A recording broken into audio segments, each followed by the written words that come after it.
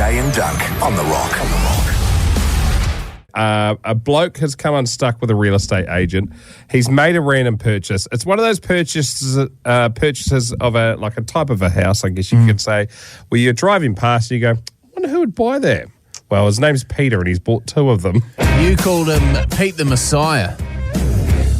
Oh, he's come unstuck and he's really going them. It's so good. And we'll get him on shortly. He's in for Smoko Chat. The Rock's Jay and Dunk. Jay and Dunk. We're going to climb right in now to a bloke. His name is Peter Gill. He's from Christchurch, and he's got himself in a bit of a situation there. Peter, what is it? I can explain it to you simple. I bought two old churches. They were pretty run down and stuff, but they were advertised as 1 bedroom, 1 bathroom residential. So I bought them. They were cheap. I spent an extra $100,000 doing them up to turn them into livable dwellings, and they're not residential, so the council won't let me live there. Going through the red tape, putting it nice and simple, was I started up my own religion. They've been churches for 141 years, so I started up my own religion. My wife puts out like a nun, so I thought I might as well be a priest. So I started up a DILLIGAF religion, and I'll rent it out to my followers, but I've lost insurance on the building because it's not residential, and now my mortgage has been cancelled because it's not residential, and it all comes back to the lovely real estate agent advertising it wrong.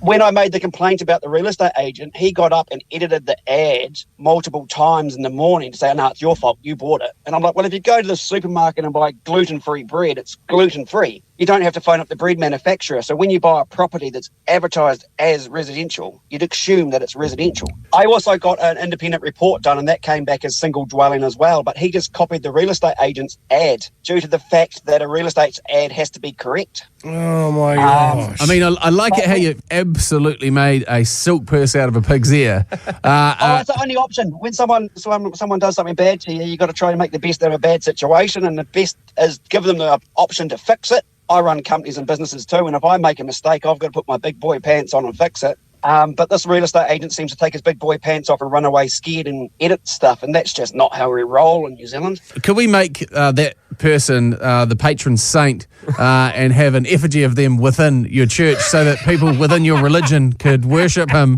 There's a garden gnome on the outside of the church up high popping the finger, and it's wearing a lovely red T-shirt. That's all I need to say. I want the finger up in the air. Pretty sure he's got the point by now that he's mucked with the wrong person. But the thing is, it's cost me a lot of money.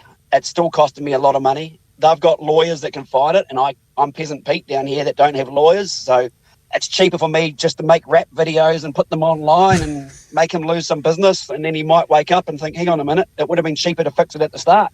Okay, because Jay hasn't heard the rap song, and I got to play this for you because the production values on this are just incredible, okay? So everyone, this is Peter Gill's diss video towards the real estate agent that sold him up the river with a couple of nice one-bedroom churches. Yeah. Stop messing with a customer. Think you big, but you never been a hustler. Trying to rip me off, you don't want me to take over. I will rip the church to the ground with the bulldozer.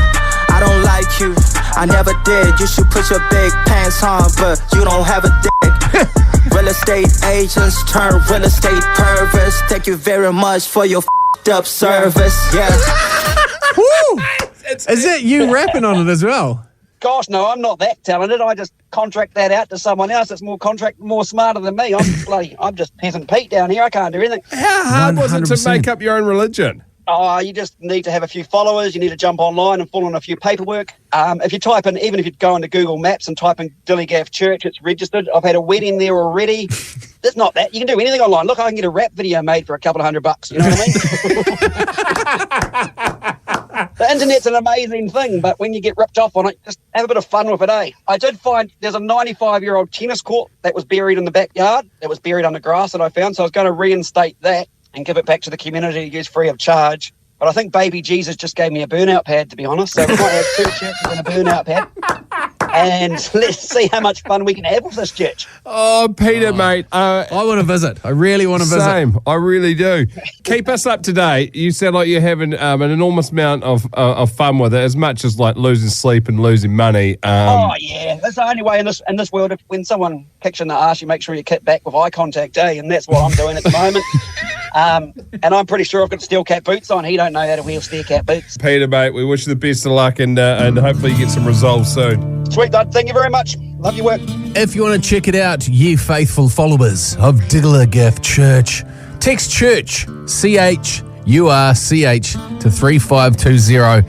And not only will we show you the article that was written about Pete and his churches, but also where it is located so you can pilgrimage there, because that's what religious people like to do. I'm picking he can't Airbnb them. No, let's get creative.